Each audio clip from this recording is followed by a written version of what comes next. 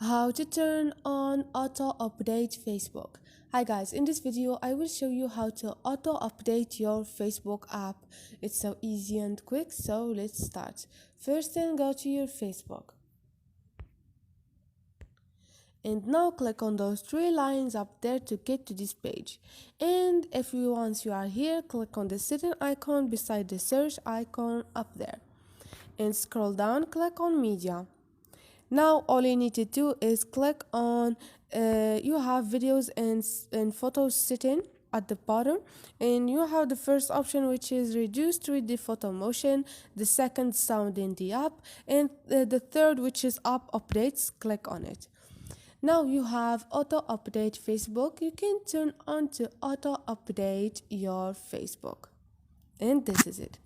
Hope this video was helpful to you. If you liked the video, don't forget to subscribe and like.